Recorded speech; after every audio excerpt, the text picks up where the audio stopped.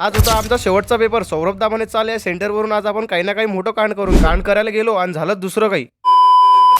नमस्कार दादागी पब्लिक, स्वागत आहे तुमचं आपल्या अजून एका नवीन ब्लॉग. आज होता आपला शेवटचा पेपर. इतके दिवस ब्लॉग न येण्याचं कारण हेच होतं की आपले पेपर चालू पासून कंटिन्यू येतील. शुभम सरच्या गाडीवर बसून आलो जानकीनगरवर. सगळ्यात पहिले श्री छत्रपती शिवाजी महाराजांना नमन केलं. एकदा सर्वजण कमेंट बॉक्स मध्ये होऊन जाऊ द्या जय शिवराय जय शंभूराज. छत्रपती शिवाजी महाराजांचं दर्शन घेतलं आणि चाललो आता शुभम सरच्या गाडीवर बसून खामगाव. तितक्यात मित्राचा फोन आला होता, तो वाडीतच उतर म्हणून. शुभम सरनं आपल्याला वाडीत सोडून दिलं आणि चाललो आता मी मित्राच्या रूमवर. आपला पेपर होता 2 ते 5 चला म्हटलं. त्या अगोदर अभ्यास करून महेशदाच्या रूमवर आलो. थोडेसे भावाकडून IMP घेतले. समीरदा आपल्याला घ्यायला आला होता. शेवटचा पेपर होता याचा आनंद तर होता, पण पेपर कसा जाईल याची बी चिंता होती. पेपरचं सेंटर होतं आमचं शिंगणे कॉलेज. तुम्हाला सांगतो भाऊ, पहिल्या सेम पासून तर 4थ्या सेम लोक मला हेच सेंटर भेटून राहिलो. मी आता या सेंटरवर येऊ जाऊ दे. आता ते सगळं सोडा, पहिले नंबर पाहून घेऊ. आपला नंबर पाहून घेतला, क्लासरूम जवळ आलो. चला आता भेटू पेपर झाल्यावर.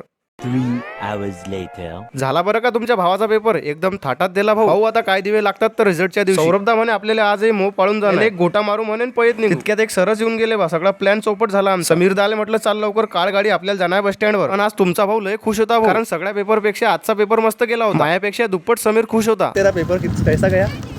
20 मार्क मिल जाते वही हार्डली. पोऱ्यानं 2-2 सप्लिमेंट घेतल्या आणि 20 मार्क पडतात म्हणे. कभी खरं नाही बोलावे. आपले भाऊ लोक पा कसे बच्ची वाट पाहून राहिले. शेवटी आज तो दिवस आला. रोज सोबत असणारे आम्ही 1 महिना भेटू शकणार नाही. भावांसोबत 2 शब्द बोलून चाललो आता आम्ही घरी. भेटू अशाच नवनवीन ब्लॉग मध्ये.